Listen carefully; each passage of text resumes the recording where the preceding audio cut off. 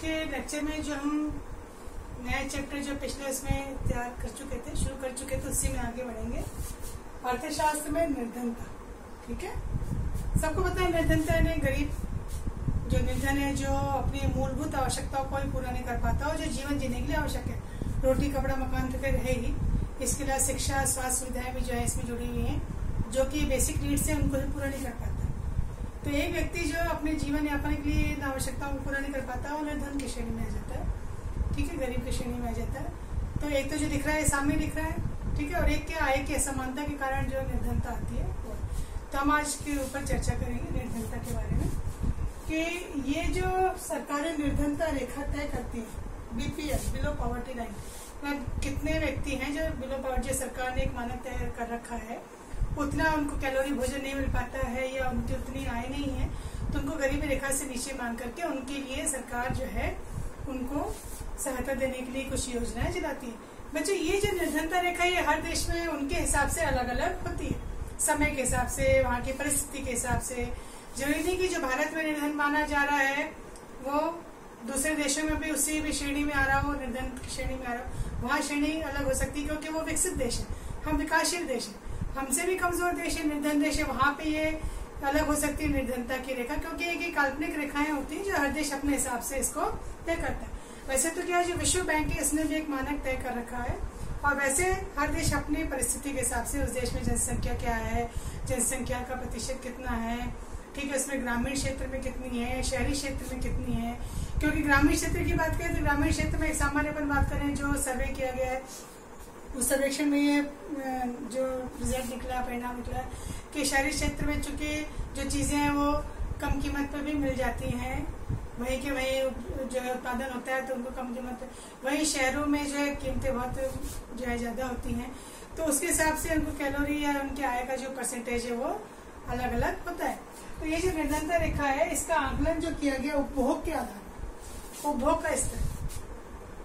कि उनको उतनी कैलोरी भोजन मिल पा रहा है कि नहीं, उनका जीवन जो जी रहे हैं वो उसका उपभोग का स्तर क्या है उनका,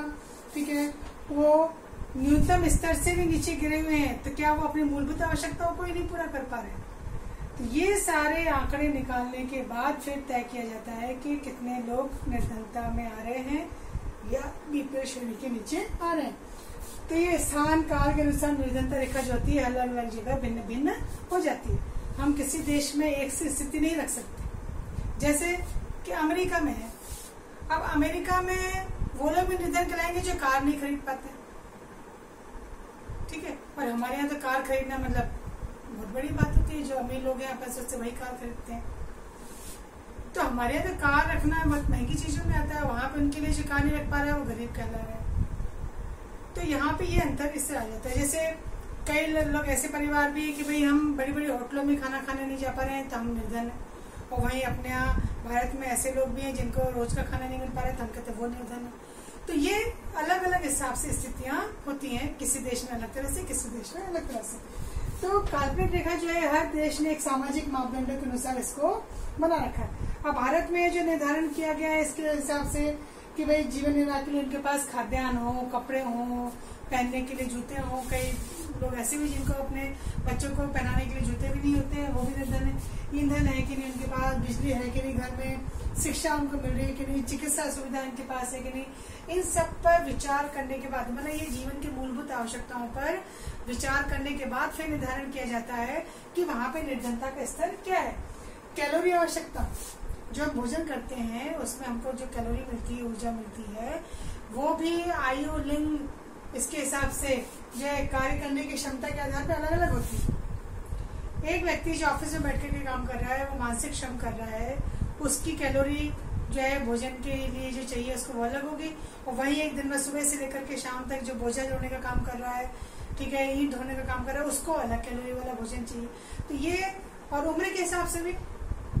जो है ये तय किया जाता है। तो इसके आधार पे अपने जो एक कैलोरी उपभोग का रखा गया है, एक निर्धारण जो किया गया है, उसके आधार पर तय किया गया कि ग्रामीण क्षेत्रों में 2400 कैलोरी भोजन अगर नहीं मिल पाता है, ऐसा भोजन नहीं कर पाते हैं जिससे कितनी कैलोरी मिलती है, 2400, तो निर्धन है। और शहर में 2100 कैलोरी,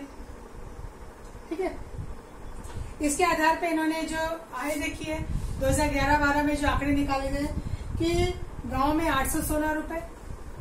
ठीक है, और शहरों में 1000 रुपए प्रति माह, इतना अगर उनको मिलता है तो 1000 रुपए क्यों शहर में ज्यादा क्यों, जो भी मैंने बताया, क्योंकि यहाँ पे कीमतें क्या होती है, ज्यादा होती है।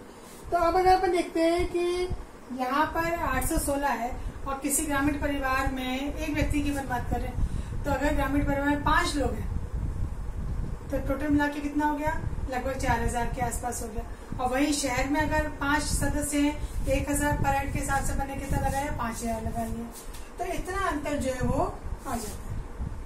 इतनी इनकी आय होनी चाहिए। तो निर्धनता के फिर ये अनुमान निकाले गए, उसके आधार पे इन्होंने पुराने आंकड़े जो देखे कि 93-94 के समय में 45% जो है निर्धन लोग थे। फिर 2004-5 में ये आंकड़ा थोड़ा कम हो गया, 37 पॉइंट कुछ जो है ये निर्धनता आ गई,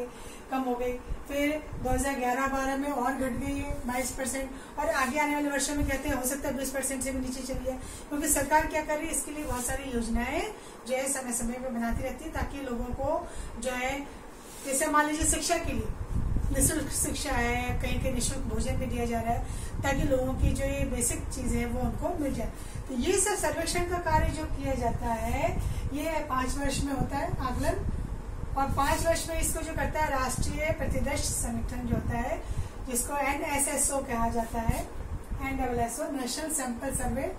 जो होता है, ये संगठन इसको गरीबी रेखा का मापन करता है। और जो वर्ल्ड बैंक है पूरे विश्व में, विश्व के भी परिदृश्य में देखें तो वो भी एक समान मापक के तहत इसका निर्धारण करता है। तो इसके आधार पर फिर सरकार ने ये भी अनुमान लगाया कि हमारे यहाँ पे जो विभिन्न जाति समूह के लोग रह रहे हैं उसमें निर्धनता में सबसे असुरक्षित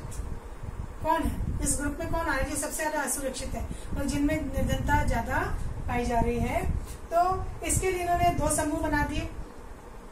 एक सामाजिक समूह, एक आर्थिक समूह। तो सामाजिक समूह में इन्होंने अनुसूचित जाति, जनजाति जो है इनको शामिल किया, और जो आर्थिक वर्ग में है उसमें ग्रामीण लोग जो है, कृषि पे आधारित जो लोग हैं, यहाँ पे जो श्रमिक वर्ग है, ऐसे नगर में जो मजदूर काम कर रहे हैं उनको यहाँ पे लिया। तो इन सभी का सरकार ने जो एक औसत निकाला है निर्धनता का, तो वो 22% इन्होंने औसत निकाला है। अब अनुसूचित जाति में इसमें इन्होंने 100 में से 43 जो है वो निकाले जो गरीब है ना, और जिनकी मूलभूत आवश्यकताएं पूरी नहीं हो पाती हैं, इनको इस श्रेणी में रखा है। नगर में उन्होंने कहा 34% जो मजदूर हैं वो भी निर्धनता में आ रहे हैं। 34% जो है वो कृषि श्रमिक है, जो कृषि में श्रमिक के रूप में काम करते हैं, और जो है कुछ 29% जो है अनुसूचित जनजातियां हैं जो निर्धनता की श्रेणी में आ रही है। तो सरकार ने जो तय किए आंकड़े भिन्न भिन्न परिस्थितियों के हिसाब से और अलग अलग क्षेत्र के हिसाब से भी तय होते हैं।